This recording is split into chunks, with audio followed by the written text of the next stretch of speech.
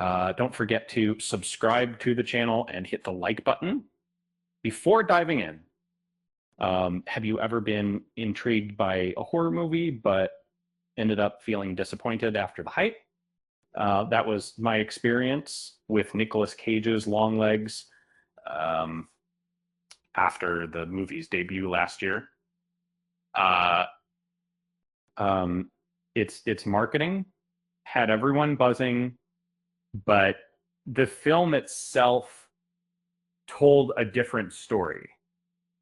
Uh, at first, Longlegs seemed promising, drawing comparisons to classics like The Silence of the Lambs and even Seven. Director Osgood Perkins crafted a dark, intense atmosphere that promised a suspenseful ride.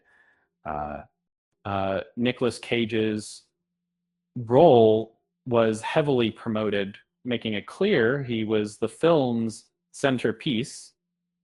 However, the marketing campaign was clever and somewhat deceptive. Neon Studios created eerie billboards and had a bizarre phone number connected to Cage's pre-recorded messages. They intentionally avoided showing Cage's face in ads, building suspense, much like how Jaws kept the shark hidden.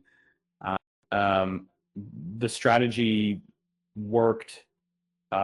Viewers were deep captivated by the anticipation. And once I watched the movie, though, I realized the hype didn't quite align with reality. Cage's unnerving presence was undeniable, but the actual horror didn't match the marketing's promise. His appearance, while chilling, fell short of being the scariest role in his career. It was more atmosphere than fright, and that was a letdown. And the film's story itself became its biggest problem. Longlegs tried to juggle too many genres. Initially, serial killer thriller, then veering into supernatural horror.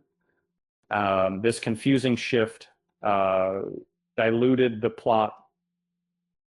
It was about a servant of Satan using possessed dolls to manipulate victims, but the chaotic narrative made it difficult to stay engaged.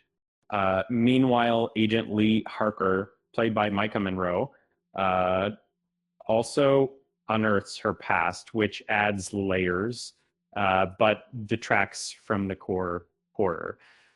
The movie's attempt to blend psychological suspense, crime, and supernatural elements resulted in a story that felt unfocused. In the end, Longlegs didn't live up to its terrifying marketing campaign. Its reputation relies more on its creepy visuals and Cage's cool demeanor than genuine scares. Honestly, with all those twists, I half expected the dolls to start demanding a raise. They're clearly the real puppeteers. Maybe next time horror movies should just let the monsters stay in the closet instead of promising a monster under the bed. After all, if Cage's face isn't enough to scare you, perhaps the story was overextended. With that said, thanks for watching, and until next time, yeah.